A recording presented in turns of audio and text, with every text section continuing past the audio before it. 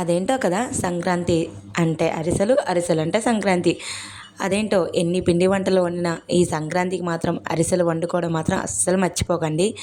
ఈ సంక్రాంతికి వండారా లేదో కామెంట్ చేసేయండి. సో మేమైతే వండేసాం, ఎలా వండేలా చూసేద్దామా. వెల్కమ్ టు అను ఫుడ్స్, నేను మీ అనుష. ముందుగా బియ్యాన్ని అయితే ఓవర్ నైట్ నానబెట్టేసుకున్నాం.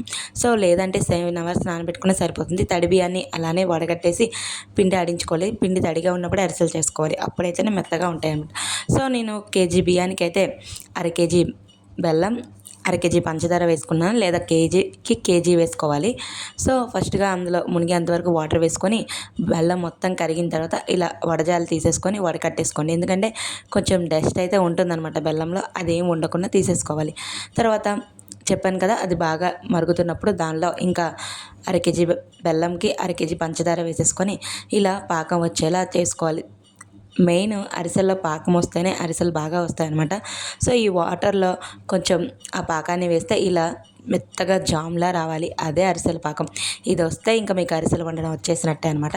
సో ఇంక ఇందాక చూపించాను కదా, ఆ పిండిని కొంచెం కొంచెంగా వేసుకొని మెత్తగా కలుపుకోవాలన్నమాట, ఎక్కడ ఉండలు లేకుండా. దీనికి ఇద్దరు ఉంటే చాలా బెస్ట్, ఎందుకంటే ఒకళ్ళు కలుపుతుంటే ఒకళ్ళు వేస్తూ ఉంటారనమాట. సో ఇలా ఒక గట్టి కర్రతో కానీ దేంతో కానీ కలిపి ఇలా మెత్తగా పేస్ట్లా చేసుకొని ఒక ప్లేట్లో ఊడ్చేసుకోవాలి. ఇది కొంచెం చల్లారిన తర్వాత ఇలా కొంచెం కొంచెంగా ముద్ద తీసేసుకొని నువ్వుల్లో ఒత్తుకొని ఇలా ఆయిల్లో వేసేసుకొని ఇలా రెండు సహాయంతో ఆయిల్ మొత్తం గట్టిగా పిండేసుకోవాలన్నమాట. ఇలా పిండుకోవడం వల్ల ఆయిల్ మొత్తం బయటికి వచ్చేస్తుంది. ఇలా గట్టిగా అరిస్తేనే ఆయిల్ బయటకు వస్తుంది అనమాట. ఇలా చక్కగా వేసేటప్పుడు తీసేటప్పుడు ఇద్దరు ఉంటే చాలా చక్కగా అరిసెలు అయితే అయిపోతాయి. సో ఒక్కలైతే అవుతుంది, బట్ కానీ ఎక్కువసేపు పడుతుంది అనమాట. సో నువ్వులు ఎక్కువగా ఉంటేనే అది నువ్వుల అరిసెలు అవుతుందన్నమాట.